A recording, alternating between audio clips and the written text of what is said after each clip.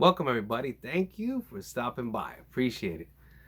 Like I always say in some of my older videos, whatever you get out of these videos, take what you can, discard the rest. And that's how I make methods work for me. I take what I used to say snippets from everybody, and then I would make my own little, how would you say, extra tools within that toolbox to use for the specific task at hand. Figure that one out, right? I usually have one envelope. I got two today that I wrote on. Imagine that when I wrote all my notes on there. And I have some good stuff that I actually want to hit onto. Something that took me a while, and I struggled with different experiences and times within my life.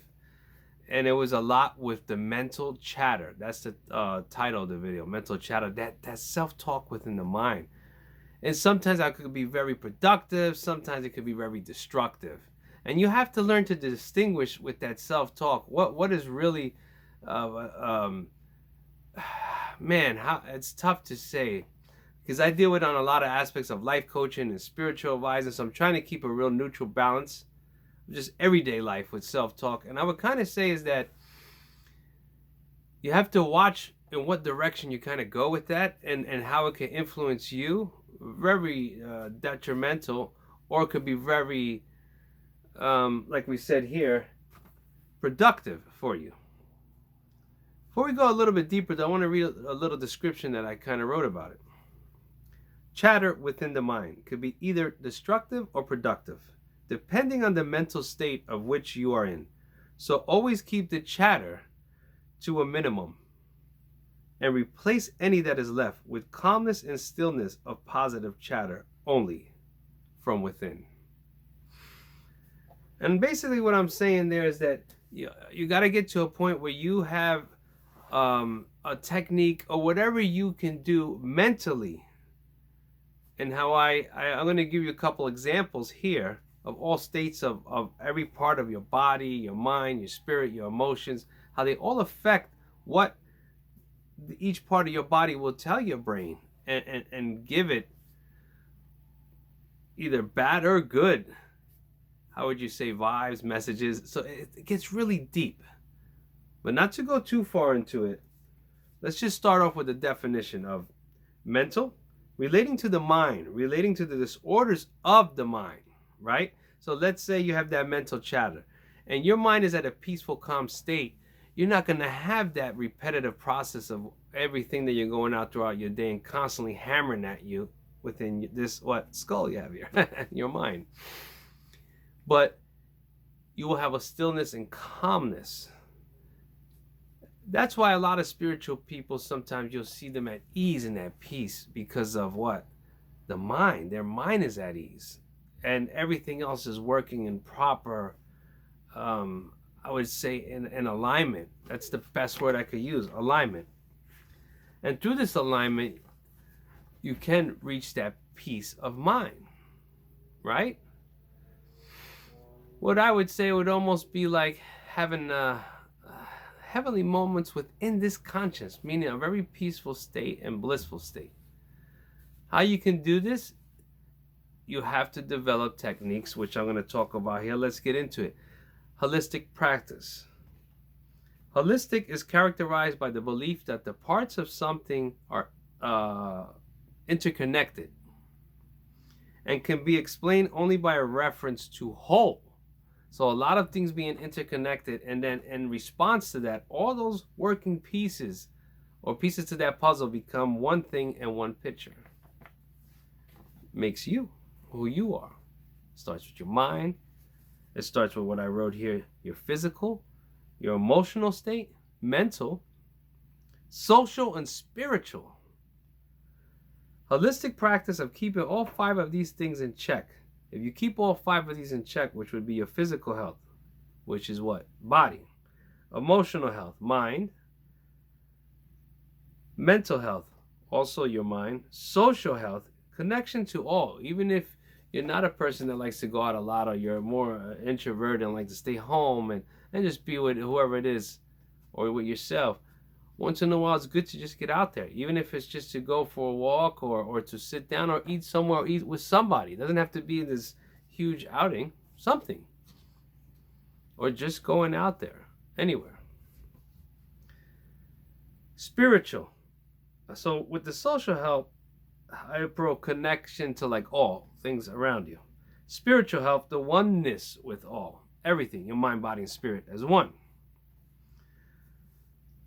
As it says here, holistic, characterized by the belief that the parts of something are interconnected. So all these parts within you, your physical, your emotional state, your mental state, your social state, your spiritual state.